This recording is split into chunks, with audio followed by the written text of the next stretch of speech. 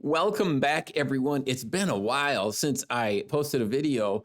We're almost halfway through January now, and last Christmas was just so busy. There were so many things going on around Christmas time. I really didn't have time to do this. We've had funerals, we've had, obviously all the Christmas stuff going on, and it's just been so busy. But I just wanted to get back into this today, kind of a not too deep of a video here for us today, but I want to return to hashtag why I am not a Calvinist and just give some more thoughts. Now, if you've been watching my hashtag why I am not a Calvinist series, you know that I'm not trying to pick a fight against Calvinists. I just am trying to explain why I don't subscribe to the Calvinist belief. And generally what I'm doing is I'm trying to go through and look at passages that Calvinists use to interpret Calvinistically, and at least looking at an alternative way of looking at these verses where you don't have to interpret it with a Calvinist and deterministic mindset. And so I'm just looking at them and thinking, do they teach Calvinism at all? Is there another way of looking at them? And as I study them, I'm even more and more convinced that Calvinism is not the correct way to interpret the scriptures, and actually just about it's a way to interpret all of life in general. What I want to do today is I want to look at a passage that's not necessarily one that Calvinists use, that I know of anyway, to support them. It's kind of an outside passage that helps to inform my belief about soteriology, about salvation, and about the decision that we have to make as we look at the evidence that God gives us about who Jesus is. And we actually find this at the end of the book of John. John has just written this whole book. He was an eyewitness of Jesus. He was a friend of Jesus, and he's just written this whole book. And then he tells us at the end of the book why he wrote it. And I think it's very telling. So we're going to go all the way to John chapter 20 and look at verse 30 and 31. He's wrapping up the book, and he says this: "And truly Jesus did many other signs in the presence of his disciples, which are not written in this book. But these are written that you may believe that Jesus is the Christ, the Son of God, and that believing you may have life in his name." So that's his purpose for writing the book. He says, I am writing this because I want you to know, obviously there's so many other things that I could have written about, but I wrote these things so that you can look at them, you can read them, and you can decide for yourself, is Jesus the Son of God? These were meant to be evidence. They were meant to be a way to convince John's readers that Jesus actually was the Son of God, because John was an eyewitness and he saw everything that was going on. So he witnessed. And this, by the way, can open up a huge discussion, an apologetic discussion about presuppositionalism versus evidentialism. That maybe we can look at that in another video. I find that interesting. How do you look at things? Are we just supposed to look at the evidence, evidentialism, or do we just come to everything with presuppositions and build on that? That's interesting, but today the topic is soteriology, the study of salvation. There's two things that I think we need to notice when we look at this passage. Number one is Jesus did miracles to convince people of the truth. That's why John wrote about them, right? But even Jesus himself, he discusses how he did these things to prove who he was. He did his miracles to convince people of the truth. And then second is that John wrote about them to convince people of the truth. So not only did Jesus do his miracles to convince people of the truth, but John sat down to write about them because he wanted everyone to believe it. I want to look now at John chapter 10. This is something that Jesus said himself. He's explaining why he did these miracles. He was doing things, and some people came to him and said, tell us plainly if you're the Christ. I mean, don't beat around the bush anymore. Just tell us plainly, are you the Christ? And this is what he says in John 10:37. If I do not do the works of my Father, do not believe me. But if I do, though you do not believe me, believe the works, that you may know him and believe that the Father is in me and I in him.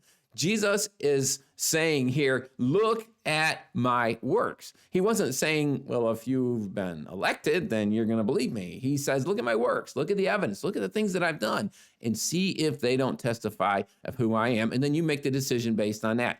Another time, John the Baptist was in prison. Don't get him confused with John the Apostle who wrote this book, but John the Baptist, who was the forerunner of Jesus, he was put in prison for his teaching. And as he was in prison, he started getting discouraged and questioning, wait, if I'm supposed to be the forerunner of the Messiah, what am I doing in prison? Was Jesus really the guy? And so John the Baptist sent some people to Jesus to ask him that question. And that's where we pick up in Luke chapter 7. Luke chapter 7, verse 20. It says, when the men had come to him, they said, John the Baptist has sent us to you, saying, Are you the coming one, or do we look for another? And that very hour, he cured many of the infirmities, afflictions, and evil spirits, and to many blind he gave sight.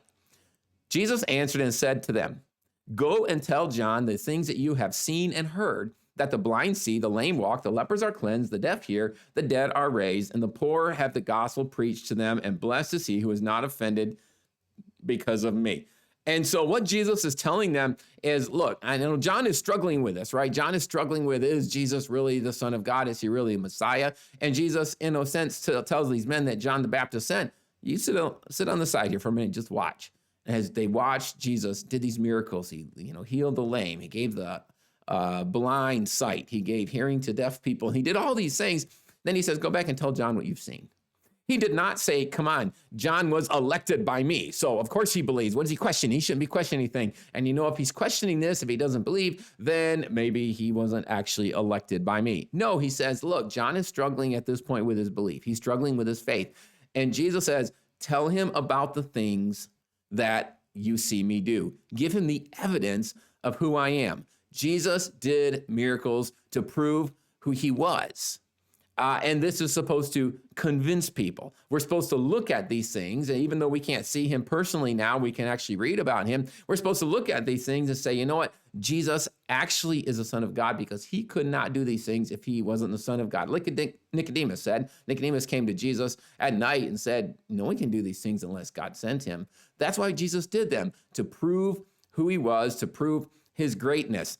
And we look at that and we say, okay, I get it. And I believe it. Now, this is a little bit different than Calvinism, because under Calvinism, you have regeneration followed by giving faith. In other words, God elects who's going to be saved, and then he regenerates that person. He gives them new life. And when they have new life, now he gives them the ability to have faith and believe. I don't believe that's the biblical way of looking at it. I believe biblical way is that God gives evidence.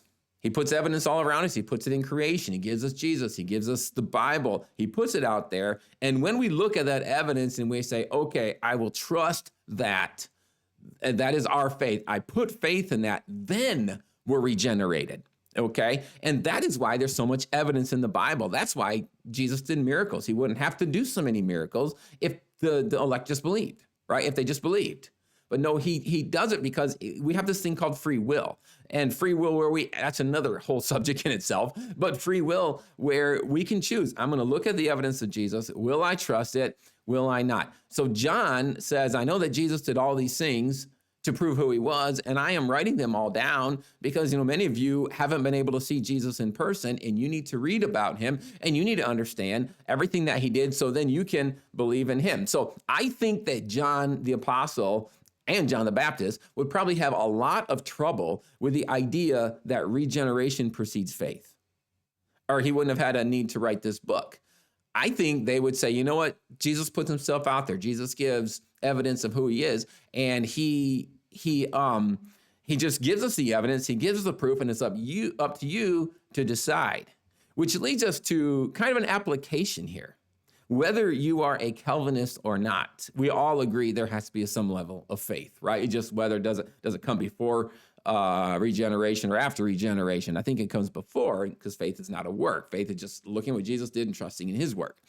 But whenever it comes, we have to look at Jesus and we have to have faith in him. So my encouragement to you, if you're not a believer, I mean, this whole Calvinism thing doesn't even matter to you if you're not a believer, right? Look at Jesus and understand who he was. Study him. Try to figure him out. As C.S. Lewis once put it, and it's been copied so many times, Jesus had to either be a liar, lunatic, or Lord.